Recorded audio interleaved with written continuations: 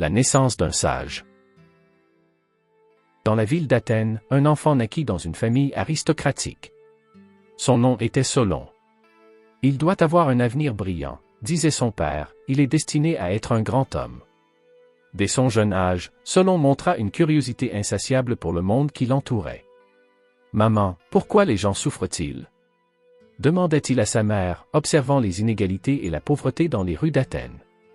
Sa mère lui répondait avec tendresse, « Mon fils, le monde est rempli de défis. La sagesse réside dans la compréhension de ces défis. » Solon, touché par ces mots, s'engagea à apprendre et à comprendre les injustices qui l'entouraient. « Je veux aider les gens », se promettait-il, déterminé à faire une différence. En grandissant, Solon devint un jeune homme passionné par la poésie et la philosophie. « La poésie est une manière d'exprimer des vérités profondes », disait-il à ses amis. « Nous devons utiliser nos talents pour éclairer les autres. » Ses vers résonnaient avec une sagesse qui touchait le cœur des Athéniens. « Il a un don », chuchotait-il, admirant son esprit vif. Un jour, un sage vieillissant lui confia, « La sagesse ne vient pas seulement de l'apprentissage, mais aussi de l'expérience. » Solon comprit que pour devenir un véritable sage, il devait voyager et rencontrer des gens de différentes cultures. « Je vais explorer le monde et chercher la vérité », décida-t-il, prêt à quitter sa ville natale. Les voyages de Solon. Solon quitta Athènes, déterminé à apprendre des autres. « Le monde est vaste, et j'ai tant à découvrir », pensait-il en parcourant les routes de la Grèce. Ses voyages le menèrent à des villes comme Sparte et Milet. Chaque ville a ses propres défis, observait-il, prenant des notes sur les systèmes politiques et les sociétés qu'il rencontrait. À Sparte, il fut impressionné par la discipline des Spartiates. Ils sont unis et forts, se dit-il, mais il remarqua aussi que leur rigidité pouvait mener à l'oppression. La force est importante, mais la justice l'est tout autant. Solon, en discutant avec les sages locaux, partagea ses réflexions sur l'équilibre entre pouvoir et liberté. À Milet, il rencontra des philosophes qui stimulaient sa pensée. La connaissance est la clé de la sagesse, lui dirent-ils. Nous devons toujours chercher à comprendre notre place dans le monde. Solon, inspiré, commença à comprendre que la sagesse ne résidait pas seulement dans le savoir, mais aussi dans l'humilité et la compassion. Après plusieurs années de voyage, Solon retourna à Athènes, enrichi par ses expériences. « J'ai appris tant de choses », dit-il à sa mère. « Mais il reste encore beaucoup à faire pour aider notre peuple. » Les injustices sociales l'inquiétaient toujours. « Je dois agir », se dit-il avec détermination. Solon se mit à réfléchir à des réformes qui pourraient changer la société athénienne. « Il est temps d'agir pour le bien de tous », déclara-t-il, prêt à mettre en pratique tout ce qu'il avait appris. La sagesse, pensait-il, était le moyen d'instaurer la justice. Le retour à Athènes. À son retour à Athènes, Solon fut accueilli par des amis et des partisans. « Solon, tu es de retour. Que vas-tu faire pour nous ?» lui demandèrent-ils, impatients d'entendre ses idées. « J'ai vu beaucoup de choses, et je crois qu'il est temps d'agir, » répondit-il avec passion. Les problèmes d'Athènes étaient nombreux. Les riches s'enrichissaient tandis que les pauvres s'enfonçaient dans la dette. « Nous devons instaurer des réformes pour équilibrer les inégalités », déclara Solon lors d'une réunion publique. « La justice doit être notre priorité. » Les nobles, cependant, étaient méfiants. « Pourquoi devrions-nous changer le système qui nous favorise ?» demandèrent-ils. Solon, avec calme, répondit, « La prospérité d'une société repose sur le bien-être de tous, pas seulement des privilégiés. » Ces mots résonnaient avec sagesse, mais suscitaient aussi des oppositions. Il commença à rassembler des soutiens parmi les citoyens. « Nous devons nous unir pour créer un avenir meilleur », exhortait-il. Les gens, touchés par sa vision, commencèrent à l'écouter. « Il a raison, nous avons besoin de changement », murmurait-il, réalisant que leur voix comptait. Solon proposa alors d'annuler les dettes des paysans et de libérer ceux qui avaient été réduits en esclavage à cause de leurs dettes. « Cela ne peut plus continuer », affirma-t-il avec détermination. « Nous devons nous battre pour la justice. » Les citoyens, galvanisés par ces paroles, commencèrent à se rassembler autour de lui. Les réformes de Solon. Solon, déterminé à apporter des changements, proposa ces réformes au peuple. « Je vais établir des lois qui garantissent l'égalité pour tous », annonça-t-il lors d'une assemblée publique. Les citoyens, à la fois curieux et sceptiques, se réunirent pour entendre ses idées. Tout d'abord, je propose d'annuler toutes les dettes, déclara-t-il. Un murmure d'approbation parcourut la foule. Nous ne pouvons pas permettre que des hommes soient réduits en esclavage à cause de leurs dettes. Les paysans, soulagés, acclamèrent cette proposition. Ensuite, je vais établir un système de classe basé sur la richesse, poursuivit Solon. Ainsi, les citoyens auront une voix dans les affaires de la ville, peu importe leur statut. Certains nobles s'opposèrent vigoureusement. Cela menace notre pouvoir. S'exclamèrent-ils, mais Solon, imperturbable, poursuivit. Nous devons nous rappeler que la force d'une société réside dans son unité, affirma Solon. Si nous ne faisons pas cela, Athènes sera vouée à l'échec. Les citoyens, émus par sa passion, commencèrent à soutenir ses idées. Il a raison, murmurait-il, réalisant que la justice était essentielle. La mise en œuvre des réformes ne fut pas facile. Les nobles continuèrent de résister, mais Solon persista. Je suis ici pour le bien d'Athènes, déclara-t-il avec fermeté. Nous devons avancer ensemble vers un avenir meilleur. Les citoyens, inspirés par sa détermination, commencèrent à croire en un changement possible. Les obstacles à la réforme.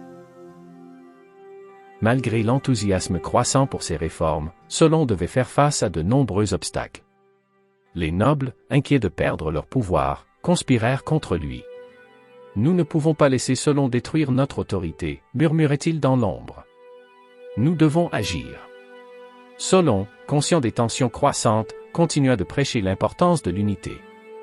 Nous ne pouvons pas continuer à diviser notre société, affirma-t-il lors d'une réunion. La justice doit prévaloir pour le bien de tous.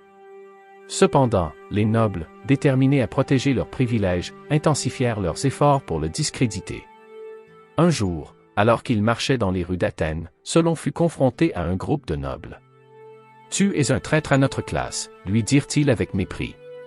Solon, avec calme, répondit, « Je suis un défenseur de la justice.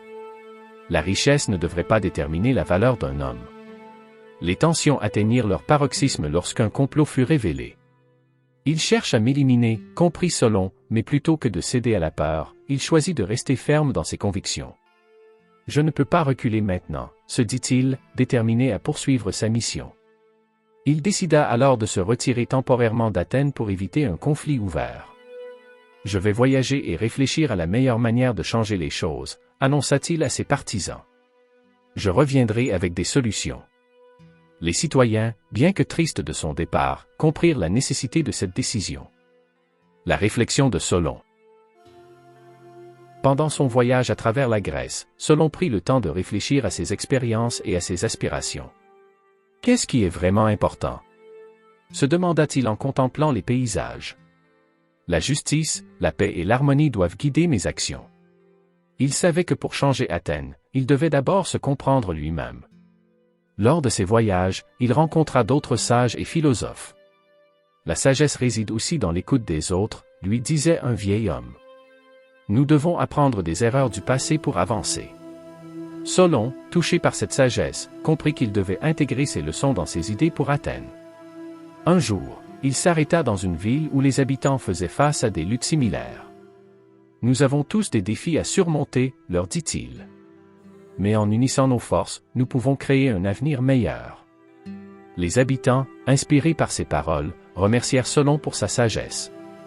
Alors qu'il poursuivait son voyage, il commença à rédiger des idées pour de nouvelles réformes. Je vais aborder les défis sous un nouvel angle, nota-t-il. L'éducation et la responsabilité civique doivent être au cœur de notre société. Il comprit que ces valeurs seraient essentielles pour construire une Athènes unie. Après des mois de réflexion, Solon décida qu'il était temps de retourner à Athènes. Je suis prêt à affronter les défis, se dit-il, plein de détermination. Je vais rassembler les citoyens et travailler ensemble pour bâtir un avenir meilleur. Il savait que le chemin serait difficile, mais il était prêt à relever le défi. Le retour d'Achille. De retour à Athènes, Solon trouva une ville encore plus divisée qu'auparavant. Les tensions entre les classes sociales étaient palpables. Je dois agir rapidement, pensa-t-il, conscient que chaque jour sans réforme était un jour de souffrance pour le peuple. Je vais rappeler aux citoyens la force de l'unité. Il organisa une grande assemblée pour rassembler tous les citoyens. « Venez tous, riches et pauvres, nobles et artisans, annonça-t-il. Nous devons nous unir pour construire un avenir meilleur. » Les gens, curieux de ces nouvelles idées, commencèrent à affluer vers la place. « Nous avons tous le droit de vivre dignement, » déclara Solon avec passion. « Il est temps de mettre fin aux injustices et de bâtir une société où chacun a une voix. » Les citoyens, émus par son discours, commencèrent à applaudir. « Il parle pour nous !» criait la foule, galvanisée. Solon proposa alors un plan d'action. « Nous allons établir des assemblées où chaque citoyen pourra exprimer ses idées et participer aux décisions, » annonça-t-il. « L'éducation sera le fondement de notre société, car elle permettra à chacun de comprendre ses droits et ses responsabilités. » Les citoyens, touchés par sa vision, commencèrent à voir un espoir. Cependant, les nobles, furieux de perdre leur pouvoir, tentèrent de discréditer Solon. « Il ne peut pas nous dicter nos choix », s'écria l'un d'eux. Solon, imperturbable, répondit, « Le pouvoir ne doit pas être entre les mains de quelques-uns, mais partagé par tous. » Son courage et sa détermination séduisirent de plus en plus de citoyens. L'adoption des réformes. La détermination de Solon commençait à porter ses fruits. Les citoyens, inspirés par ses idées, s'unirent pour soutenir ces réformes. « Nous allons travailler ensemble pour bâtir une Athènes juste et prospère », déclara Solon, galvanisant les foules. Chaque voix compte, et chacun a un rôle à jouer. Les nobles, bien qu'opposés, réalisèrent qu'ils ne pouvaient ignorer la volonté du peuple. « Il semble que nous n'avons pas le choix », murmuraient-ils entre eux. Solon a le soutien des citoyens. La pression montait, et les nobles commencèrent à s'interroger sur la possibilité d'accepter certaines réformes. Solon, conscient de la nécessité d'inclure tout le monde, proposa un compromis. « Nous pouvons établir un conseil mixte composé de nobles et de citoyens, » expliqua-t-il.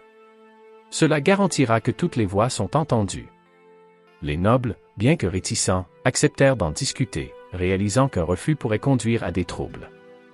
Les discussions s'intensifièrent, et les citoyens commencèrent à élaborer des lois basées sur les idées de Solon. « Nous avons besoin de lois qui protègent les plus vulnérables », affirmait un artisan. « Les droits de chacun doivent être respectés. » Les débats, bien que passionnés, étaient constructifs et l'esprit de coopération fleurissait.